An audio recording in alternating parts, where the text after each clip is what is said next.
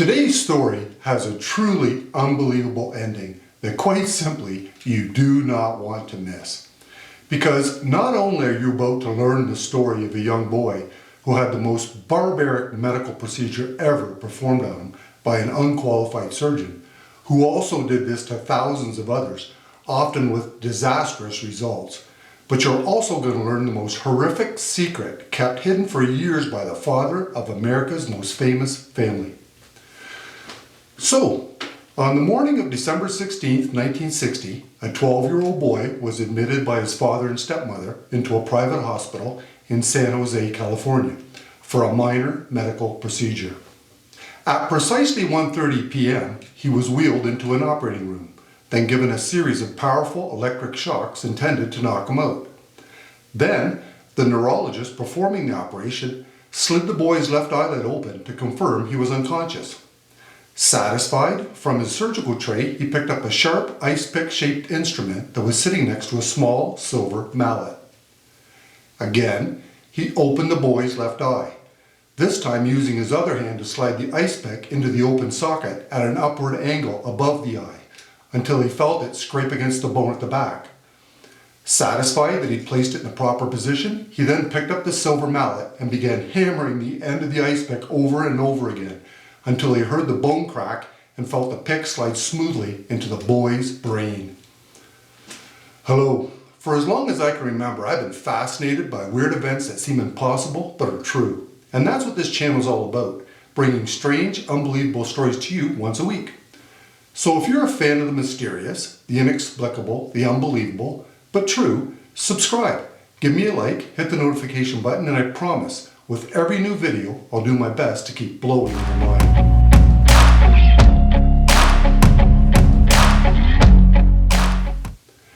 Howard Dully, up until that moment, had been just your average 12-year-old boy.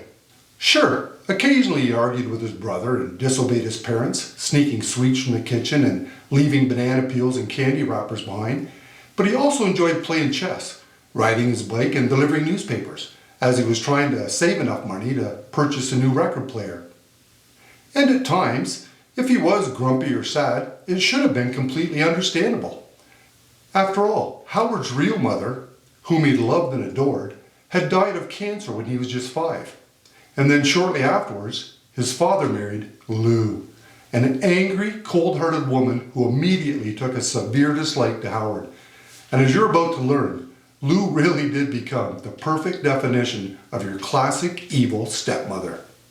You see, Lou didn't like anything about Howard. She didn't like how much energy he had. She didn't like how big he was growing, how he hated to wash his hands, how often she caught him daydreaming, and how sometimes during the day, he'd turn a light on in the house. But mostly, Lou hated that Howard still loved and missed his real mom, and how he resented her for trying to replace her. So, as time went on, the situation kept deteriorating, to the point where Howard became the subject of daily neglect and emotional abuse, even being forced to eat all of his meals alone in his room while the rest of the family sat together at the table.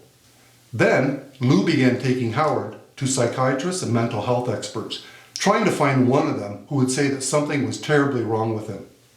When really, I believe Lou had just become so angry and resentful towards Howard that now that he was 12 and a big boy for his age, she knew that soon he wasn't going to let her continue to mistreat him. And also, her pride and ego is just so large, it wouldn't allow her to consider that she too played a major part in the situation. But so far, Lou wasn't having any luck. In fact, after taking Howard to 6 psychiatrists, 4 of them actually straight up told her that she was the one with the problem. But then, unfortunately, she received a referral to take Howard to Dr. Walter Freeman, who ran a private practice in Los Altos, just outside San Francisco. You see, Freeman was a very controversial physician, disliked and disowned by the mainstream medical community for what they considered were his medieval methods.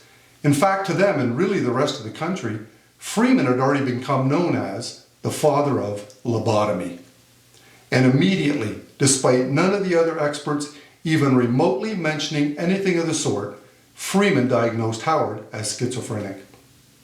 In his notes after first examining the boy in October of 1960, he wrote, He's clever at stealing, but he always leaves something behind to show what he's done. If it's a banana, he throws the peel out the window. If it's a candy bar, he leaves the wrapper around someplace. And he also does a good deal of daydreaming. And when asked about it, says, "I don't know." Plus, he's also defiant at times, saying, "You tell me to do this, and I'll do that." Now, I don't know about you, but if casually discarded candy wrappers and banana peels from a 12-year-old boy are considered signs of schizophrenia, I'm amazed my parents didn't have me lobotomized. In fact, I'm surprised my wife hasn't either. Hell, I put on clothes that I haven't worn in years and found candy wrappers in almost every pocket. And don't get me started on banana peels. You throw the damn things out, and the next day, you almost always find them again, laying on the top step of the stairs leading down into the basement.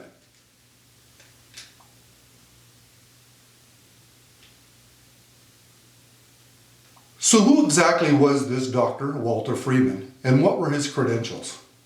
Well, first off, as a neurologist, he wasn't qualified or supposed to be performing surgery on anybody, especially brain surgery.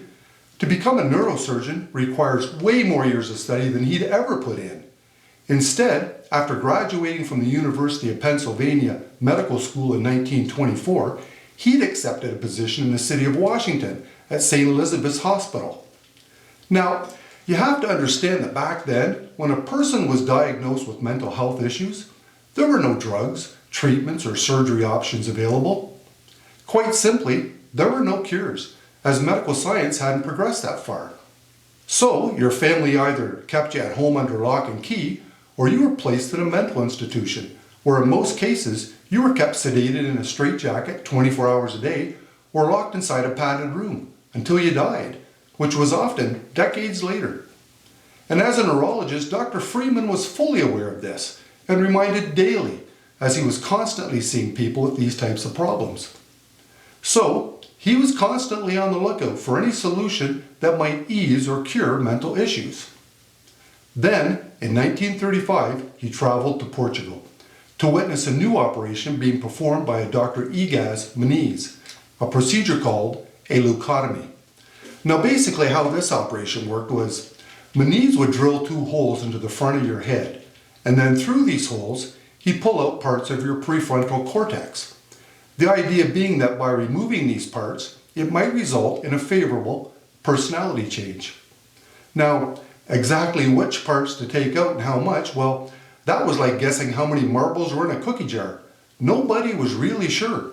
And MRLEE'S, before this operation that Freeman witnessed, he'd only ever attempted this operation a couple of times before on a chimp named Lucy.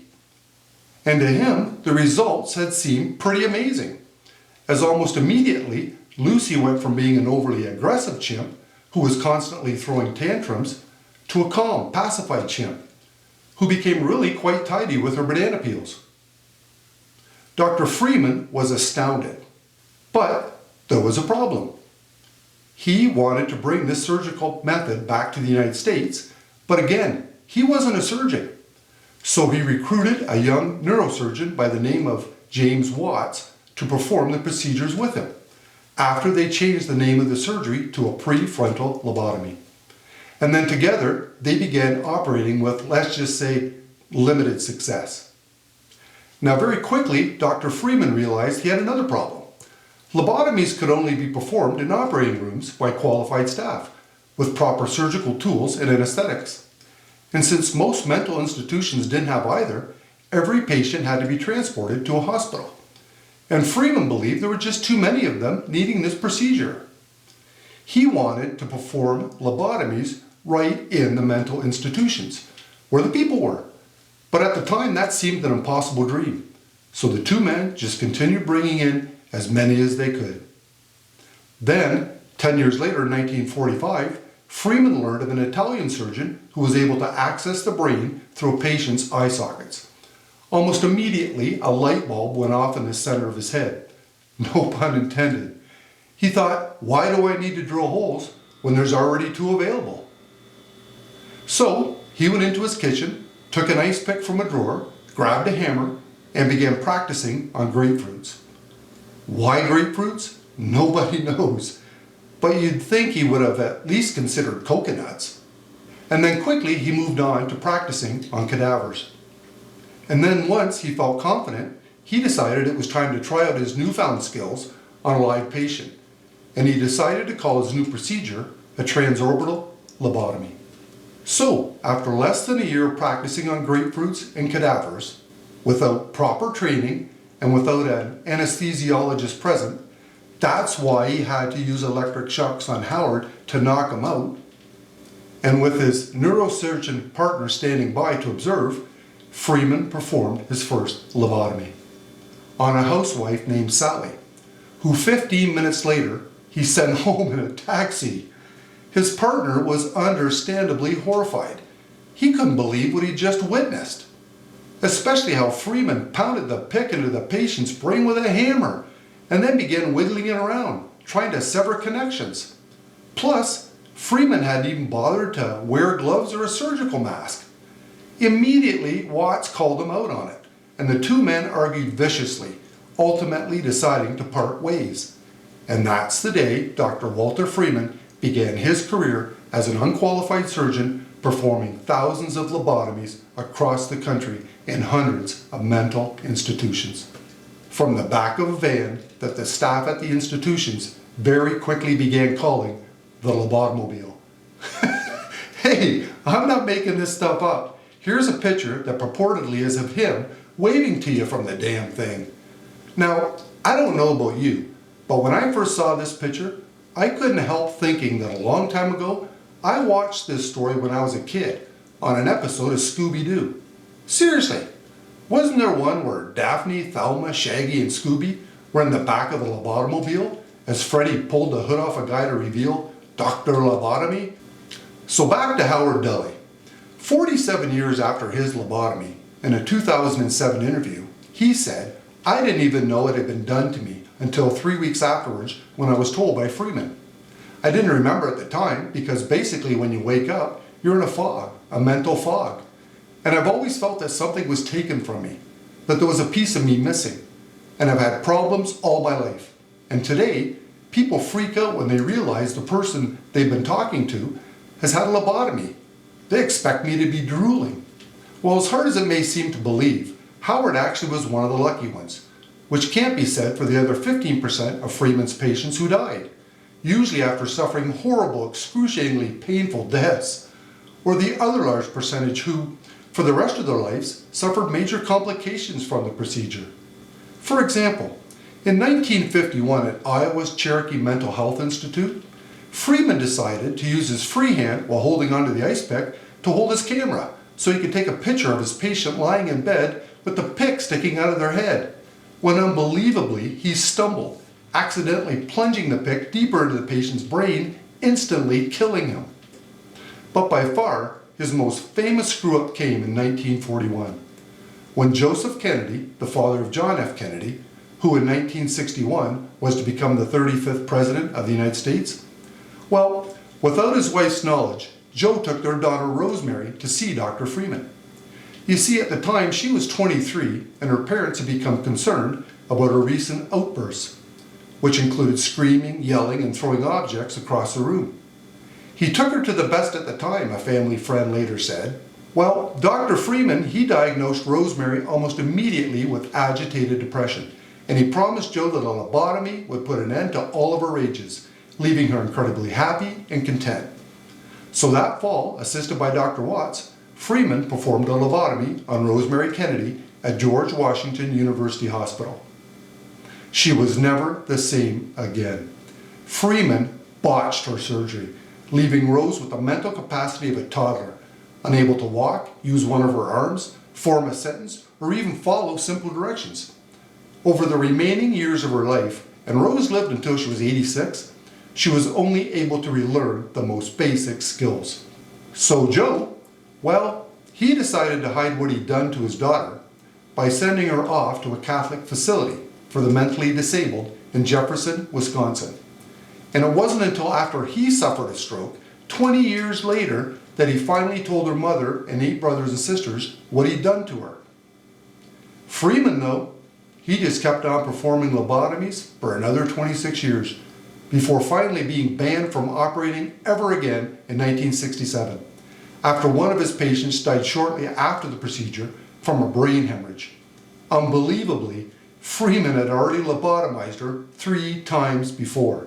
And so finally, after 4 decades and after performing as many as 4,000 lobotomies on patients as young as 4 years of age, the man, the myth, the monster, and the lobotomobile were finally taken off the road.